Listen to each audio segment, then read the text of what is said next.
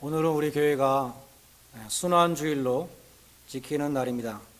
그러나 많은 미국 교회들과 한국 교회들은 오늘을 또 종료주일로 지킵니다. 순환주일의 상징은 십자가이고 종료주일의 상징은 종려나무 가지입니다. 지난 금요일에 사모가 종려나무로 만든 십자가를 가지고 왔습니다. 이렇게 생긴 십자가입니다. 이 하우스피스 케어의 그 직장에 있는 팀장이 여자 의사인데 이름이 닥터 코핀, 관이라는 이름을 가진 하우스피스 닥터가 팀원들에게 하나씩 나눠줬다고 합니다. 사모는 하나를 더 달라 그래서 2개를 가져왔다고 합니다. 이 종려나무로 만든 이 십자가는 가만히 쳐다볼 때 참 기묘했습니다.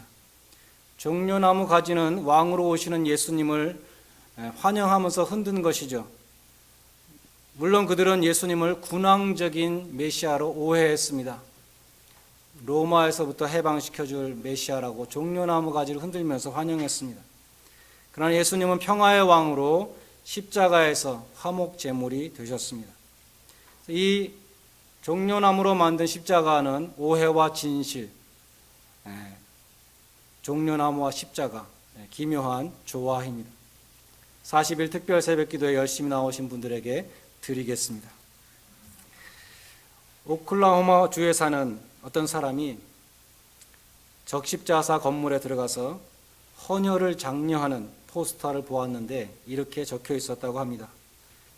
나는 나의 피를 주었다. 그리스도는 그의 피를 주었다. 나는 8분의 1 갤론을 주었다.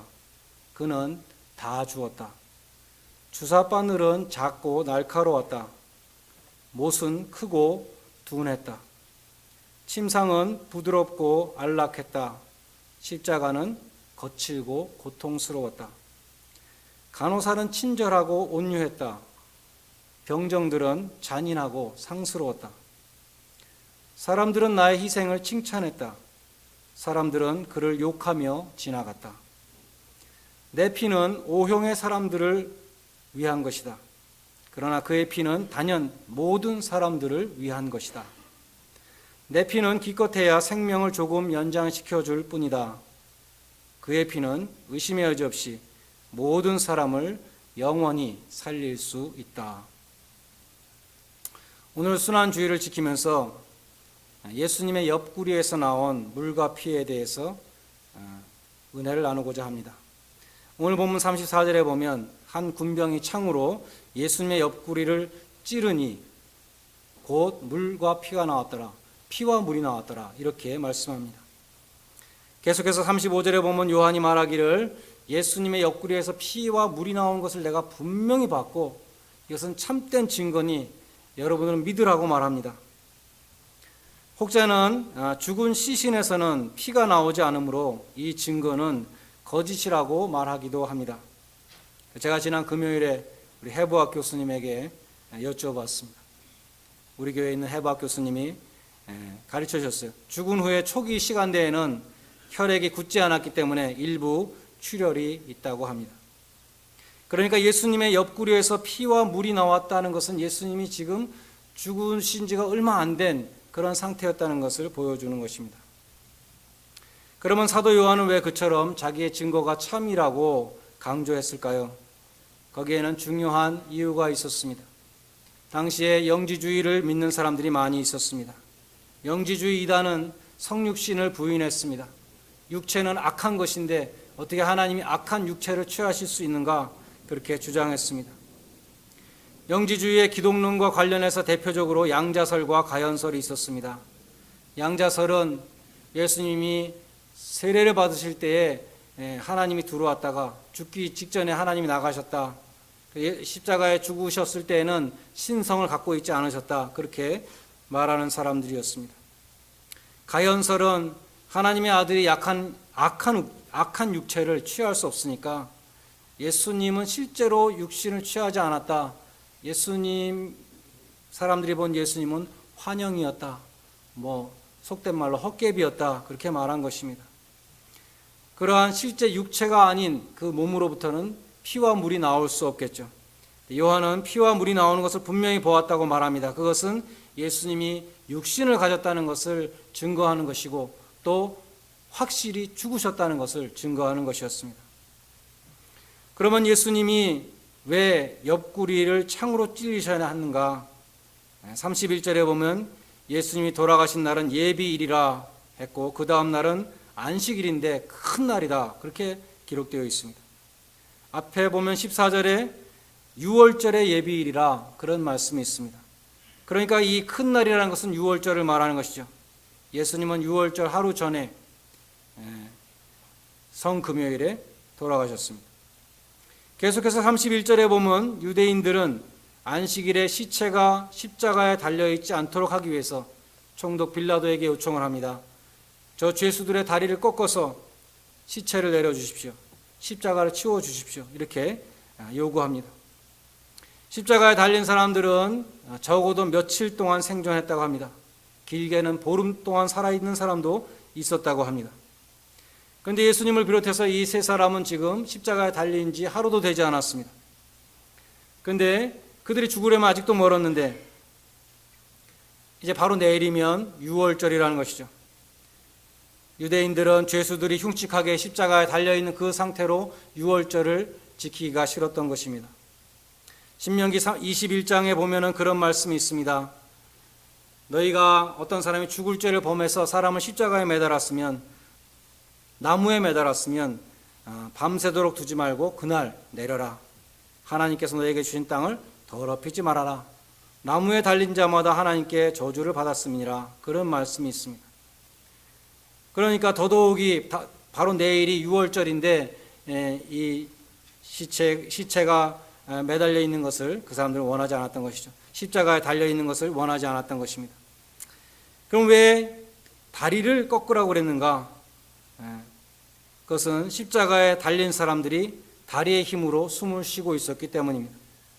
다리를 포개서 발목에 못 하나로 고정을 시켜놨는데 이 사람들이 숨을 쉬기 위해서는 그 못에다 체중을 싣고 힘을 줘서, 다리에 힘을 줘서 십자가로 위로 올라와가지고 숨을 한 번 쉬고는 다시 또 푹 힘이 빠지는 것이죠.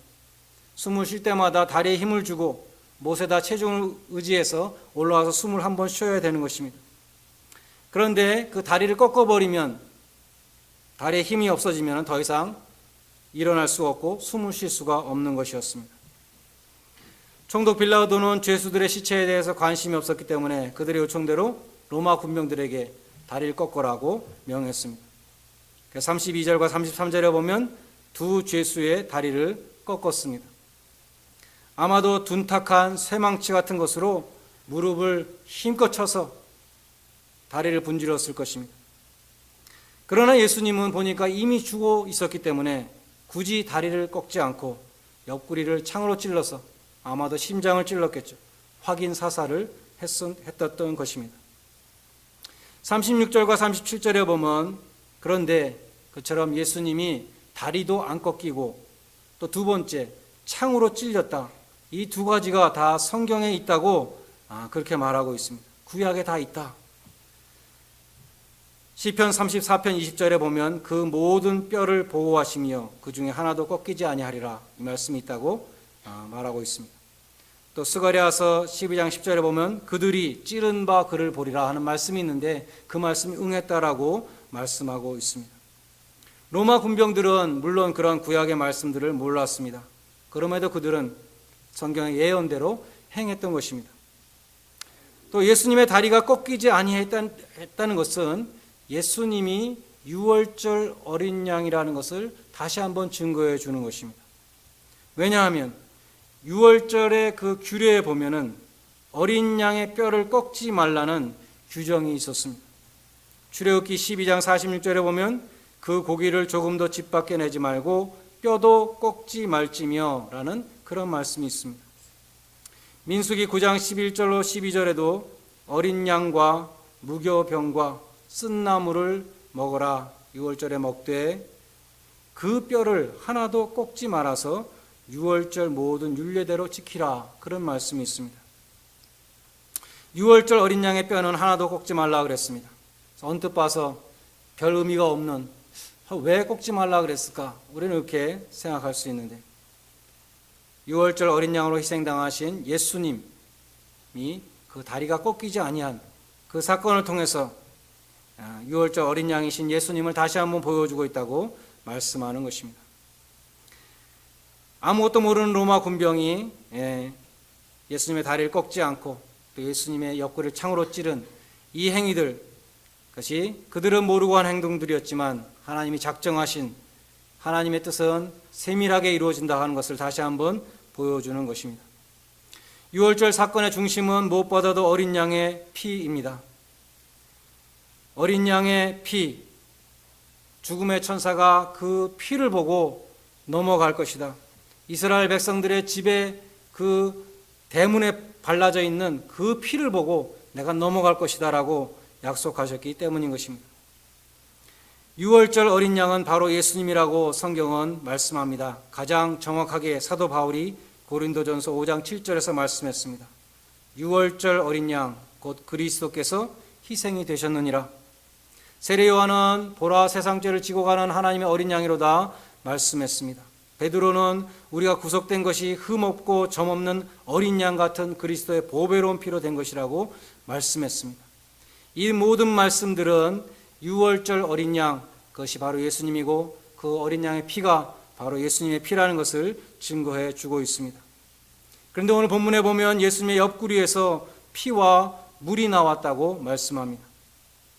이 사건 역시 스가랴서 13장 1절의 성취였습니다.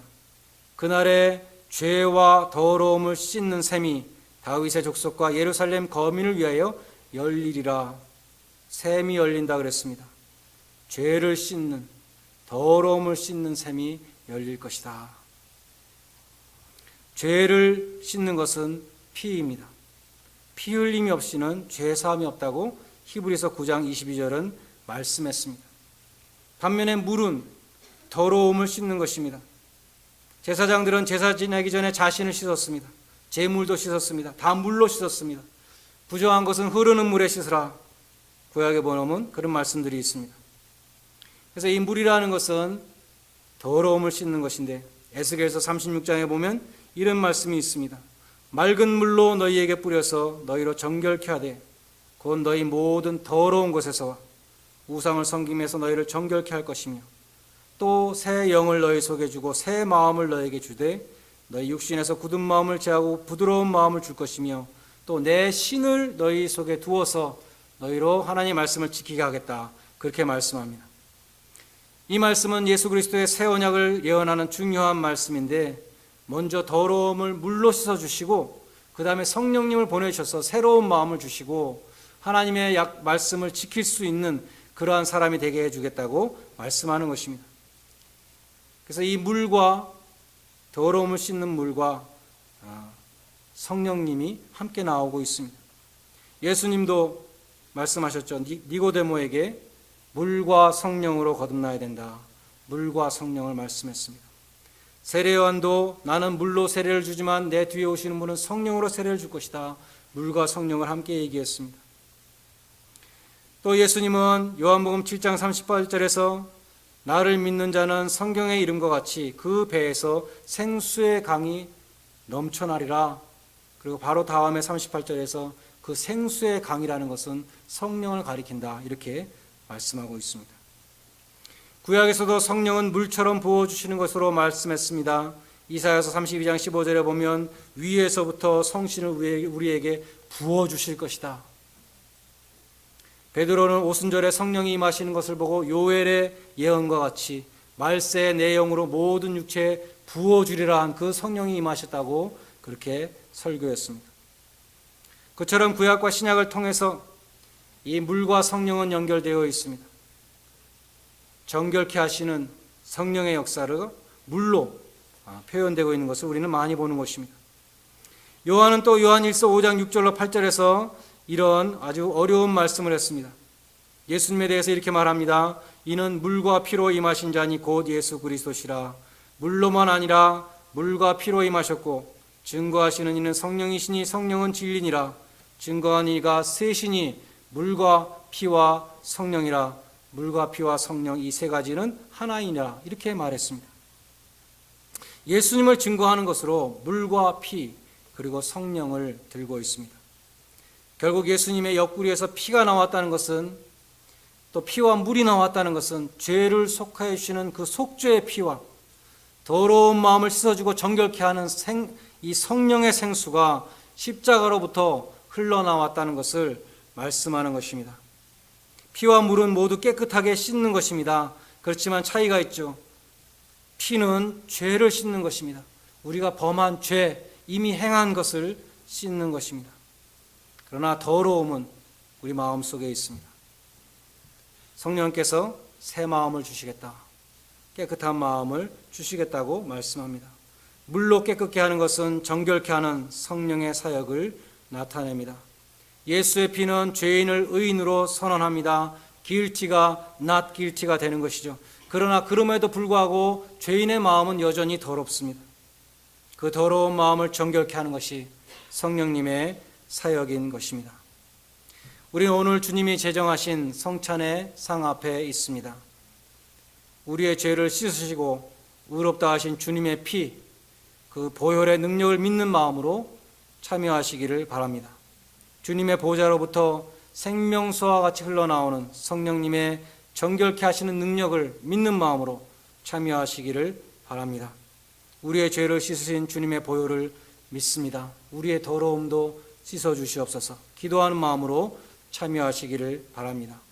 이 시간 십자가에 못 박히신 주님을 바라보시기를 바랍니다. 주님의 옆구리에서 흐르는 피와 물을 바라보시기 바랍니다. 주님의 보혈과 성령의 능력이 성찬에 참여하시는 여러분 모두에게 충만히 임하시기를 주님의 이름으로 간절히 축원드립니다. 기도하겠습니다.